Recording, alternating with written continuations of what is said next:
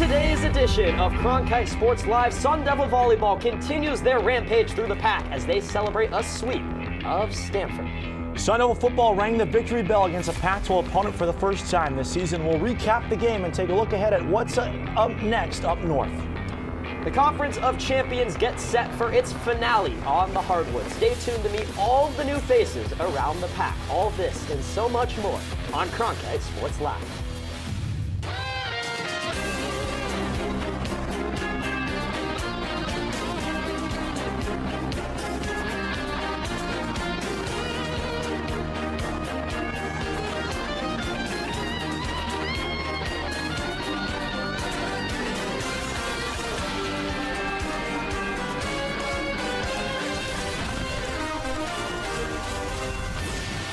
What's up, everyone? Welcome inside Studio 6 for another edition of Cronkite Sports Live. He's Ben Parris. I'm Cavan Malayter. We thank you for joining us today. And Ben, the talk around town besides the World Series this week has been volleyball. What an incredible weekend for the Arizona State Sun Devils. Yeah, head coach J.G. Van Niel even getting a little tip of the cap from fellow first-year head coach Kenny Dillingham this week. And you have to be impressed what the guy's been able to do in just a few short months at the helm. Could not agree more with you. ASU has 2 top 5 wins in the same season for the first time in 13 years. And by the way, both of those were sweeps.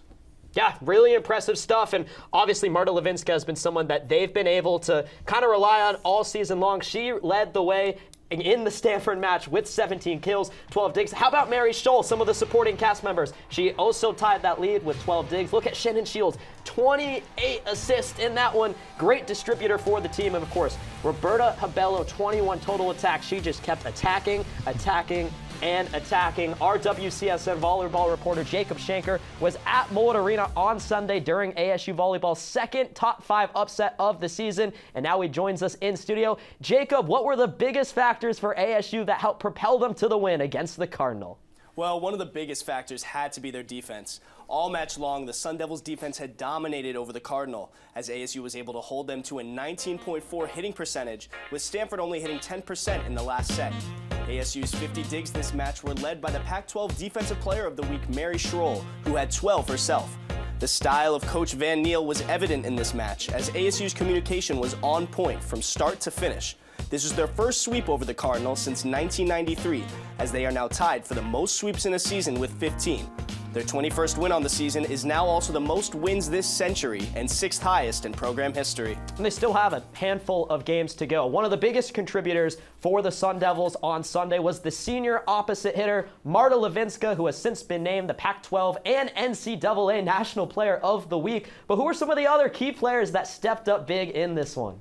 Well, as mentioned before, Mary Schroll earned her first Pac-12 Defensive Player of the Week nod as she got 12 digs against Stanford and 11 against Cal. Not only that, but setter Shannon Shields continued showing why she is one of the best setters in the Pac-12, as her 28 assists kept her at 4th in the Pac-12 for assists per set. Jelly Sear and Claire Jeter continued to show their offensive and defensive prowess, as Sear got 7 digs and 2 blocks, and Jeter was able to get 3 aces herself. Senior Roberta Rabello's efforts on Sunday helped her pass 200 points on the year, as she becomes the 4th player in the team so far to pass this mark. Now, a big matchup is coming up on Sunday against USC, and 2 of the most high-powered offensive threats in the country will be involved. What is there to expect in the matchup between Skylar Fields and Marta Levinska? Well, I'm certain that this will be an exciting and high-scoring match to watch. First off, this will be the second time that Coach Van Niel is facing off against his former team after beating them in 5 sets a few weeks ago. But it will also be exciting to see how senior Skylar Fields and Marta Levinska will match up against each other. Fields and Marta are currently 1st and 2nd in the Pac-12 for kills, respectively. Fields has a whopping 445 kills, while Levinska has 362. And as you mentioned earlier, Levinska is coming off her 3rd Pac-12 Player of the Week nod of the year after moving to 9th in ASU career kills. This is the 5th nod of her career, which is the most by any Sun Devil. And while ASU has been a powerhouse this year, USC is still an underrated foe, despite their 14-8 record. They beat, at the time, number 4 Washington State and number 17 Purdue a few weeks ago. So their track record is there. This will certainly make it for a great match to watch on Sunday. should be a good end to the LA road trip. Thanks, Jacob, very much. And while ASU prepares for another battle on the court, tonight one of its players has turned to her battles off the court to help drive her success. Our Leilani Fire Tag profiles senior middle blocker Maddie McLaughlin and her battle with Lyme's disease. This past Sunday, the Sun Devils went up against Stanford and got their second ever sweep against the Cardinal since 1993. To complete the sweep was a kill from Maddie McLaughlin. McLaughlin has been a part of ASU volleyball for 4 years and went from being an outside hitter to a middle blocker in the spring of last year. When I went up to her and said, hey, we're going to move you and switch your position, as I thought about doing that, I felt pretty confident she'd be down to giving it the college try because of what she'd been through before. So it was like, if there's anyone that I thought could do it, it would be her. Unfortunately, hard battles is something that McLaughlin is used to. At the end of her freshman year in high school, McLaughlin's health started to deteriorate and was later diagnosed with Lyme disease. So in the first 2 weeks, if you're able to diagnose it and then treat it, you can get over it pretty quickly. But the second time I got it, we didn't realize what it was until about 2 years into my illness. And so at that point, it was much too late for the more, traditional Western treatment of it. She was no longer able to do simple tasks, such as stand while taking a shower, or simply going to the end of the driveway to get the mail. This put a pause on Maddie's volleyball career and was not able to continue until her senior year. McLaughlin's struggle conquering Lyme disease was long and difficult, giving her the courage to become not just a better player, but a better person. Oh yeah, I remember there was a moment when I felt completely defeated. I felt like my whole purpose in life had been stripped away from me. And I felt really alone too. I now regard it as one of the best things that ever happened to me. I think it gave me a lot of gifts in terms of my work ethic. And it really solidified what I want, because I think you don't really know how much you love something until it's taken away from you. McLaughlin's battle with Lyme disease has not only made an impact on her life, but continues to make an impact on others. Such an example in my life of what hard work and just believing in yourself and in your dreams, how far you could go with that. So yeah, she's definitely been a big influence in my life too. Just witnessing what she goes through every day now and what she had to overcome, it's really just amazing to see that and to kind of understand, well, if she can do that, I can do anything too. Her ability to lead by example is just unparalleled. You can't really watch her and go, I don't want to be like that. It'd be really hard because she just gives everything no matter where she is. As the volleyball season carries on, McLaughlin's journey on the court persists to impress everyone around her and has given her a new perspective on life. Reporting for Cronkite Sports, I'm Leilani Firetag.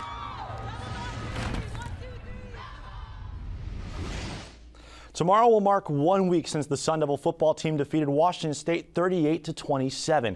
The win signifies the first Pac-12 dub under head coach Kenny Dillingham and the first Power 5 victory for ASU since October 29, 2022, where interim head coach Sean Aguano took his team into Boulder and beat the Buffaloes of Colorado 42-34. In case you're wondering, that's 364 days between Power 5 victories for the Maroon and Gold. This past Saturday, transportation, the football was equally as effective on the ground as it was through the air en route to that Sun Devil win, with Arizona State recording a season-high 509 yards of total offense. The victory was the first time that Arizona State has had over 250 passing yards and over 200 rushing yards in the same game since they beat Utah on this very date, 2018.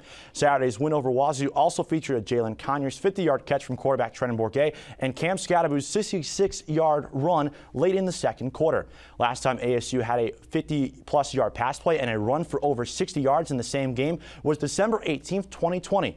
And if that date sounds familiar to you Sun Devil fans out there, I'll give you a hint. 70-7. Overall, the ground game for ASU set the tone from the jump as Cam Scadaboo and DeCarlos Brooks each recorded a season high in rushing yards with 121 and 67 respectively. For Brooks, an increase in touches led to him finishing with his best stay in the Maroon and Gold, Ben. That's right, Cavan. Carlos Brooks had 31 all-purpose yards and a touchdown before Cam Scadaboo even touched the field on ASU's second-to-last play of the first quarter against Washington State on Saturday. Yet Scadaboo still had his best game in an Arizona State uniform. despite basically only playing 3/4 of the game. Now, who knew that increased depth could lead to success for the Sun Devils? Brooks returned from a month-long injury in the loss to Washington State and accounted for 63 yards on the ground. Fast forward a week later and back in Tempe, and the Chandler, Arizona native had a career night rushing for 67 yards on 11 carries and not 1, not 2, but 3 total touchdowns for the Maroon and Gold. While Cam Scadaboo has been the name to talk about thanks to his dynamic play this season, maybe we should be talking a little bit more about Brooks. The redshirt junior won 3 state championships under ASU running backs coach Sean Aguano at Chandler High School and appeared in every game for Cal last season before transferring back home. After his decision to transfer, Brooks said that he was all in on activating the Valley and fits right into Dillingham's model, where he wants both running backs to have over 800 rushing yards in a season. Keep an eye on number 25 in Salt Lake this weekend. For sure, Ben, especially since Brooks was the #1 rated running back in the Pac-12 according to Pro Football Focus last weekend. The effort made by the tailback was one of many that were recognized beyond the inner circles of Sun Devil athletics. Arizona State had 3 players earn Pac-12 Players of the Week for their given position, and that, by the way, hasn't happened for Arizona State in the same week in 29 years. Our Blake Neiman has the story. That's right, Cavan. Not 1, not 2, but 3 Arizona State players received conference-wide recognition for their performances against Washington State. It is just the second time in program history that the Sun Devils have had 3 Pac-12 Player of the Week honorees in the same week. ASU saw representation across all 3 phases of the game, starting in the trenches where Offensive Lineman of the Week Lee Fontenot led the charge in creating open run lanes and clean pockets. Fontenot did not allow a single QB pressure and was also the 15th highest rated center in the nation, according to Pro Football Focus. On the other side of the line of scrimmage, Defensive Lineman of the Week BJ Green created problems for the Cougars. The former walk-on racked up 2.5 tackles for a loss, 1.5 sacks, and 2 quarterback hurries. Green's violent presence gave way to a bloodbath in the backfield, with ASU dropping Cam Ward on 3 sacks while accumulating 8 TFLs. That leads us to the Special Teams Player of the Week, Dario Longhetto, who nailed his first 50-plus yard field goal as a Sun Devil and just the 4th of his career on a clock-expiring 51-yard strike that gave ASU the lead at the half. The Cal transfer also went 5 for 5 on extra point attempts, improving to a perfect 16 for 16 on the season. While it is nice to see all these players receive individual recognition, Kenny Dillingham said that these awards are team-driven and a byproduct of winning. The Sun Devils will need to keep these players and others stepping up to keep the wins and honors coming over the final month of the season. Guys, back to you. Thanks so much, Blake. Now let's focus on the task at hand for Arizona State football. The Sun Devils haven't won consecutive games since November of 2021, and the odds to break that drought, well, they don't look great. They now have a road test against the 18th-ranked Utah Utes. Chilly weather, a strong defense, and a raucous environment await the Sun Devils in Salt Lake City, as ASU will look to play the road warriors role, as the Utes have only lost 2 of its last 31 games on home soil. We now send it out to my fellow Midwesterner who knows how to handle the cold. Here's WCSN football reporter Riley Swenson from Salt Lake City. Thanks, Cavan. Yeah, a little bit chillier here than back in Arizona, but all things considered, should be a nice day for football tomorrow afternoon here at Rice-Eccles Stadium. And when we're looking at this Utah squad and how they're going to match up with ASU, you got to start on the defense and their ability just to get off the field on 3rd down. Opponents are converting at just 27%. That's 2nd best in all of FBS. And a big reason for that is they get after the quarterback, led by Jonah Ellis. The junior defensive end has 10 sacks on the season. That's 3rd in the country. Now looking at their offense, there's a spot where ASU can take advantage. It's when Utah has the football. Coming in the past couple of years, Cam Rising has led this offense. It's been built around him, but now it's up to quarterbacks Bryson Barnes and at times Nate Johnson. And to put it lightly, it just hasn't been quite as effective. While the defense shines on 3rd down, the offense struggles for the Utes. They're converting at just 36%. That's last in the conference. And on top of that, they played here at home last weekend against Oregon and failed to score a touchdown. When looking at this game as a whole, Utah defense, one of the best in the country. Utah offense, not quite the same. We can almost guarantee that 3rd down is going to play a factor tomorrow if the Sun Devils are going to come in here and get a big road victory. Now, back to you guys in the studio.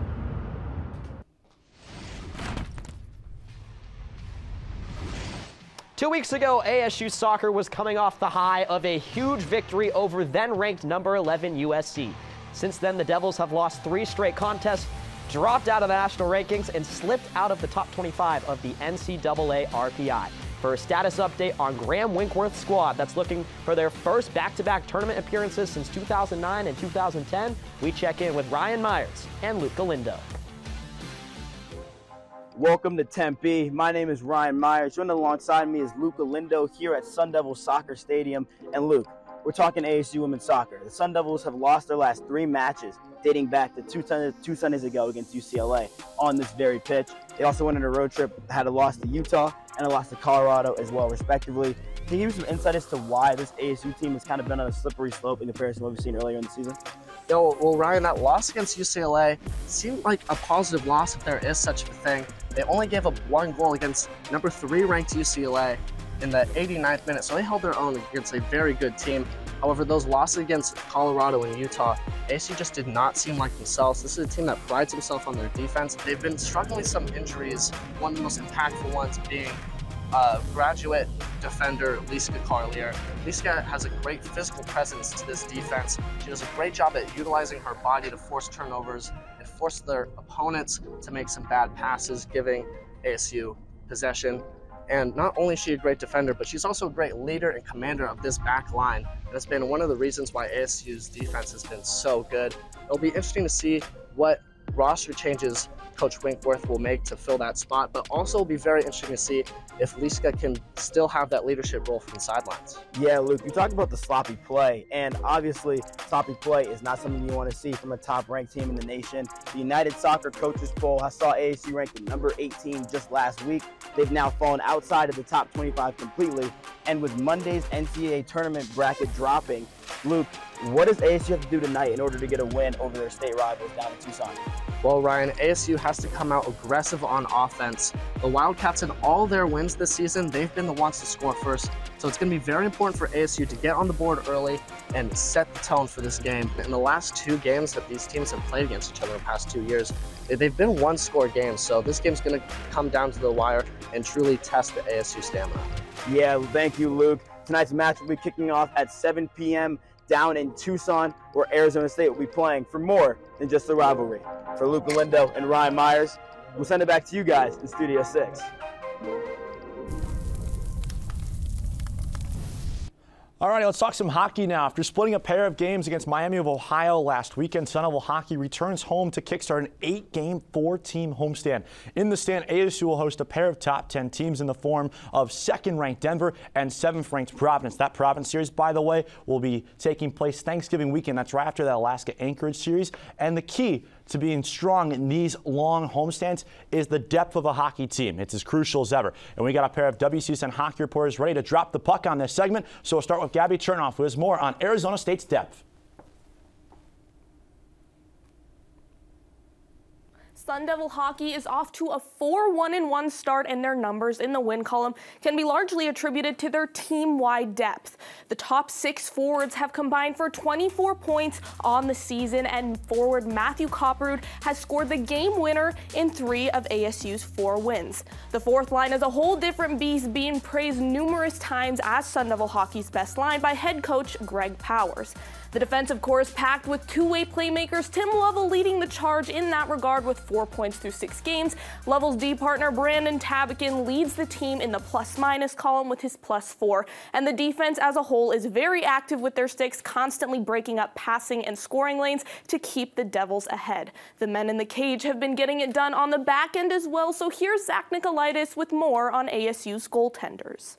The Sun Devils' depth is just as prominent between the pipes, as ASU has 2 reliable netminders to throw into action. TJ Septemfelter was overworked last season, starting in 36 games with a 2.84 goals against average and a .913 save percentage. This time around, head coach Greg Powers wants to give TJ more rest while still giving him the majority of the nods. The whole plan was to get Gibby at least a game in the first 6 to get him going, so we can preserve TJ and manage him better than we did last year, better than I did last year. So far in this year's campaign, Septemfelter is 4-1-0 while boasting a 1.98 goals against average and a .913 save percentage. When TJ won't be at net, it'll be up to sophomore Gibson Homer, who made his NCAA debut last weekend versus Miami, Ohio.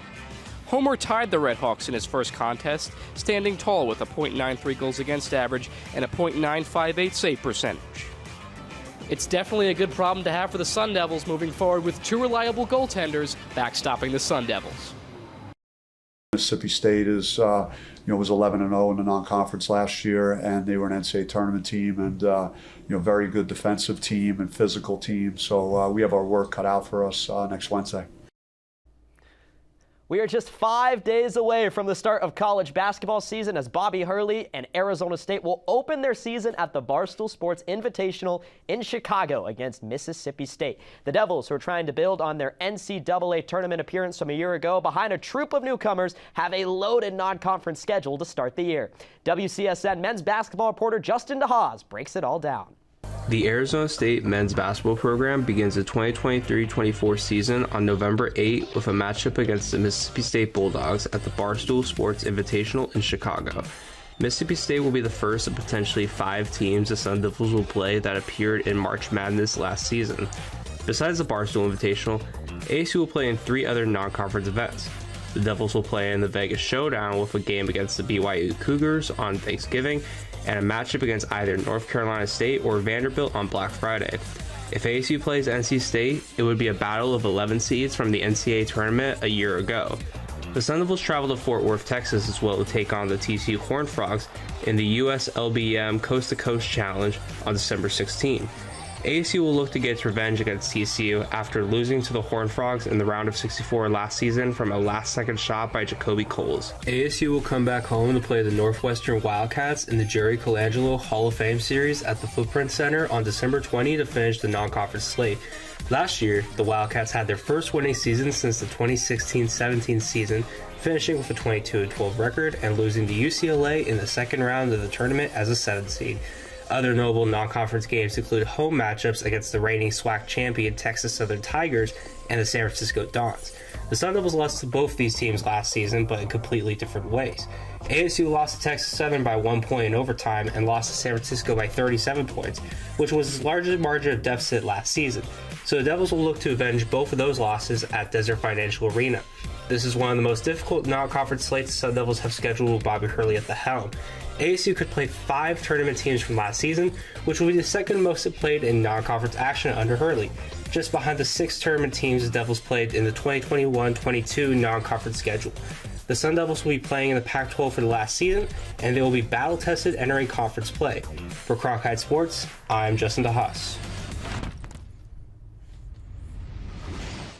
Earlier this afternoon, class of 2024 forward Sammy Yane announced his commitment to play at Arizona State. The 4-star Chandler native is the 3rd commit in Bobby Hurley's 2024 class to be ranked within the top 30 nationally in their respective position. Yane looks to play a prominent role for the Sun Devils in their first season in the loaded Big 12 next season. But for now, the Conference of Champions is ready to run it back one final time. Will the finale resemble the likes of Seinfeld, or will it go out like Bryan Cranston's Walter White? Time will only tell. But for now, our Justin Lastratosa tells us why we should back the pack one final time.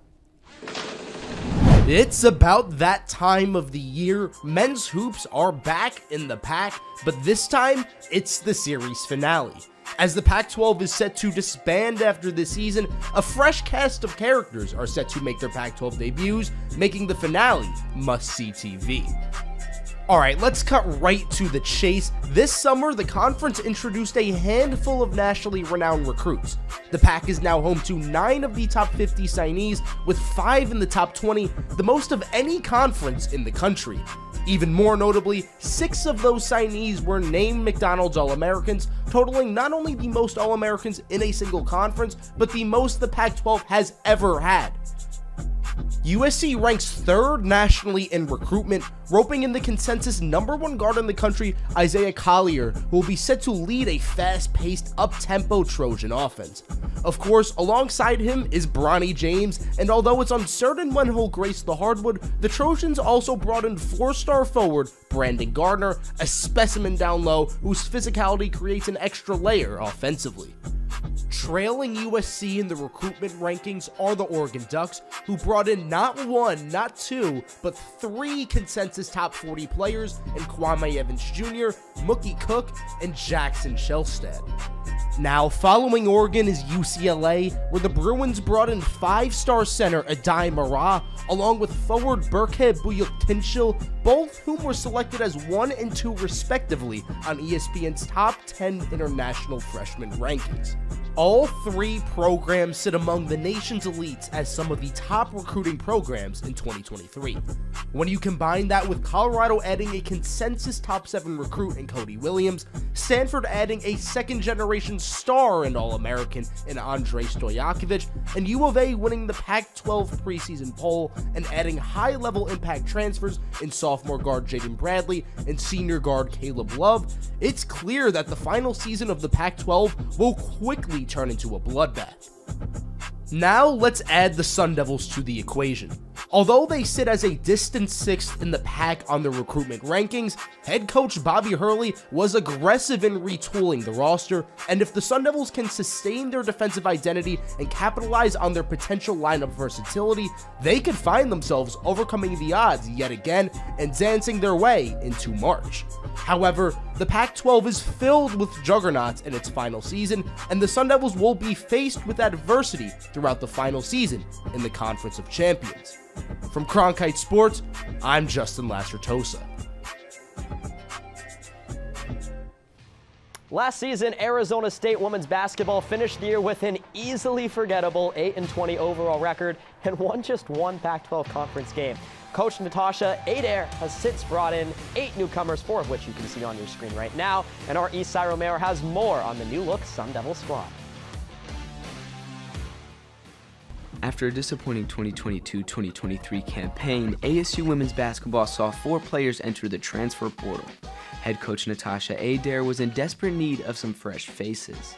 Adair's recruiting campaign started in February, bringing in the Miller sisters, sophomore guard Hannah Miller making the move to Tempe as a JUCO transfer, and her younger sister Mallory, a 6'4" forward, was Adair's first signing of the class of 2023. Also on the move to the Valley is sophomore wing Jalen Brown from Louisville. Brown is another highly rated recruit out of St. Francis, but didn't see the floor much for the Cardinals, only playing 32 minutes the whole season. Brown has all the tools to be a dominant wing, as she can score on all 3 levels as well as do it on the defensive end. Junior forward Sandra Magalico was another transfer that followed Brown. Magalico started in 28 of the 30 games in the 2022-2023 season for the New Mexico Junior College, averaging 8 points and 6 rebounds, leading the Thunderbirds to the round of 16 in the NJCAA Women's Championship. In June, Adair brought in another transfer and sophomore forward Khadijah Torre and signing center Kylie Miller. Torre transferred in from James Madison, continuing the trend of DMV-centered recruiting from Adair's native area. On the flip side, Miller returns home. The surprise native was a dominant force throughout her high school career.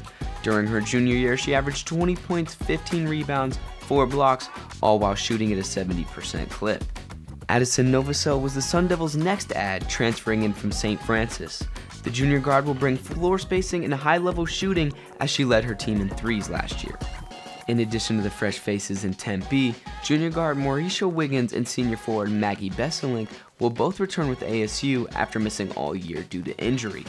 Wiggins is a Michigan native, and in her freshman year, Wiggins attended North Carolina but only saw the floor for 8 minutes a game. Besselink, who we haven't seen since the 2021-2022 season, was most notable in her 12-game stint in 2021, where she was second in rebounding. She will be a good leader for the Sun Devils this season. Adair and company will have a lot to sort out through the non-conference play. The Sun Devils come into the 2023-2024 season with a lot to prove in the last year of the Pac-12. For Cronkite Sports, I'm Isai Romero. The LA schools are in town for Sun Devil Swim and Dive this weekend. We got a quick update for you on a meet that took place earlier today. The ASU women defeated number 23 UCLA by a score of 175 to 125. They will be back in action tomorrow morning, along with the men, as they welcome in the USC Trojans. Both USC's men's and women's sides are ranked within the top 20. To tell us more about the Trojans, here's Justin Carter. ASU's number 1 ranked men and number 21 ranked women face off this Saturday against the number 16 and number 7 Trojans. It's USC's first dual meet, but they've already competed in 2 invitationals where the women took first in each and the men finished with a 3rd and 1st place finish. Last season, the men of Troy placed 5th at Pac-12 championships, led by junior Chris O'Grady and senior Ben Dillard, who took 5th and 6th in the 200 breast.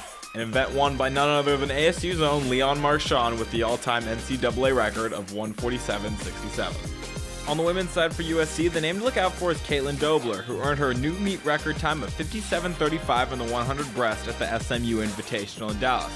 She also met the NCAA standard in Dallas for the 100 and 200 breaststroke.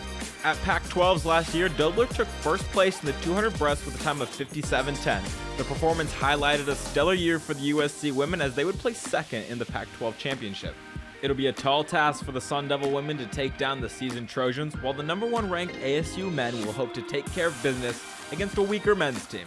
For Cronkite Sports, I'm Justin Carter.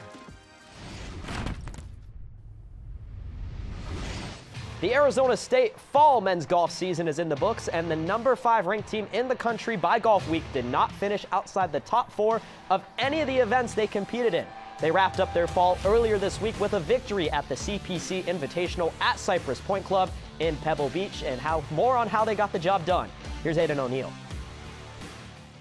Yeah, guys, I'm here at the Arizona State Golf Practice Facility, and vibes are good to say the least, coming off another fall tournament victory at the Cypress Point Match Play in Pebble Beach, California. It all started on the morning of October 30th, where familiar Pac-12 opponent in Stanford waited in the wings. ASU defeated Stanford 2-1, quickly moving on to the second round to take on the Tennessee Volunteers. It was more the same for the Sun Devils as they defeated Tennessee 2-1 and were on to the championship to face nationally ranked UT Austin. In the championship, it was singles format, sending Riggs Johnston, Nicholas Prieto, and Luke Potter to get the job done. The Sun Devils ended up tying with UT Austin 3-3, but ultimately won the tournament based off of most holes won overall. To conclude the fall campaign, you couldn't have asked for much more, and Sun Devil fans across the country are excited for a potential successful spring season. Arizona State wrestling season kicks off tonight with the Maroon and Gold scrimmage. Here's a look at their upcoming events with the regular season just 8 days away. They got a pair of events on the road at Lehigh, and then they get that duel on the road at Missouri. If you remember last year, the first meet at Mullet was against the Missouri Tigers. ASU upset Missouri then they wrap it up with a trip to Las Vegas. To help us preview this upcoming Sun Devil squad, we join Crawford McKinstry. Arizona State wrestling comes into this season with determination as they have their eyes set on a national championship. The Sun Devils' star-studded roster has 8 ranked wrestlers, each with a laundry list of accomplishments. So as ASU heads into its final season in the pack, let's take a look at a few Sun Devils who are sure to make noise this year. First up, redshirt junior Kyle Parko, who currently ranks 3rd in the nation at 149 pounds and has won back-to-back Pac-12 championships. Parko finished 4th at the NCAA championships last season, taking home All-American honors and concluding the year with a strong 27-6 record. So after a successful 2023 campaign and an off-season full of preparation, Parko said his goal is to win a national championship in 2024. Next up, making his return to the mats after missing all of last season due to injury, 3-time Pac-12 champ and redshirt senior Ja'Cory Teamer looks to pick up right where he left off in 2022. Teamer aims to dominate at 157 pounds once again as he held a 22-match win streak that spanned the entire regular season and Pac-12 championships. The All-American won his 3rd straight Pac-12 title 2 seasons ago and placed 6th at the NCAA championships. As Teamer is set to compete for ASU for the first time since 2022, the already stacked Sun Devils are unleashing yet another beast upon collegiate wrestling. Lastly, holding it down for the heavyweights is redshirt junior and 2022 Pac-12 Wrestler of the Year Colton Schultz. Last season saw Schultz win the Pac-12 championship at 285 and receive All-American honors. Schultz is a force to be reckoned with as his excellent record of 24-4 booked himself a ticket to Chile, where he is currently representing the U.S. in the 2023 Pan American Games. ASU's 3-headed monster hopes to lead a rugged Sun Devil team to success, but it won't be easy. Arizona State has a lot of tough opponents looking to take them down, and their first taste of competition comes next Saturday at Wranglemania against Lock Haven and top 25 UNC. For Cronkite Sports, I'm Crawford McKinstry. Man, let's create new traditions. Let's create new traditions as Sun Devil fans, as football teams, new rivalries that we didn't think could even be created. That's what this opens it up for. So buy your season tickets for next year. Let's be excited to see UCF at home, right? And all those other opponents, but that's what it's about, new opportunity. Do you hear that? It's the winds of change.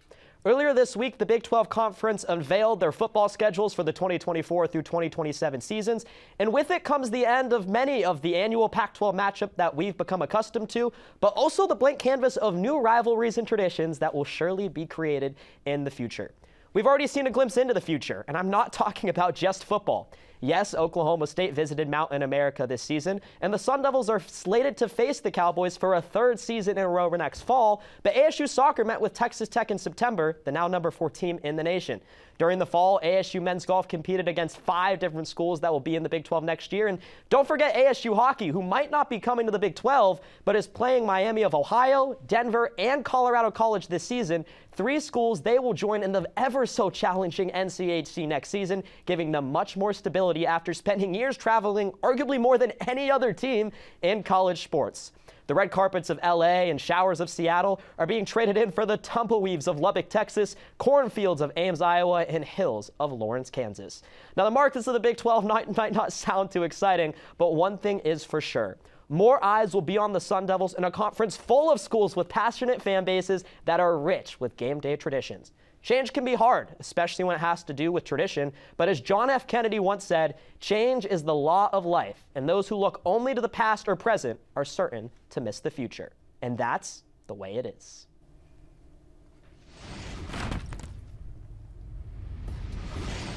It's time for top plays, and we'll start on the gridiron, and we'll start with this deep ball down the sideline from Bourget to Jalen Conyers. 50-yard catch, he even put somebody in the ground, and he was fired up after the end of the play. He even drew a penalty there. That's how fired up he was. ASU would go on to win later on. At number 3, we head back over to Mullet Arena for some ASU volleyball. There's Mary Scholl with the dig, Shannon Shields with the set, and the Pac-12 Player of the Week, Marta Levinska, sends it down. She had 17 kills in the match to lead all players. We go back to Mountain America Stadium for number 2. Sun Devils on their opening drive. Bourget on the toss to Carlos Brooks. A great cutback, and he gets some airtime for his first touchdown of the season. That'd be his first of 3 on the night. ASU would go on to win 38-27. And now our number 1 play of the week. This is match point against Stanford. Maddie McLaughlin sets down the short set from Shannon Shields as ASU gets their second top 5 sweep of the season. They are absolutely rolling. And that will do it for us on another edition of Cronkite Sports Live. For Cavan, Malayter, and our so talented studio crew, we say so long. We'll see you again next week.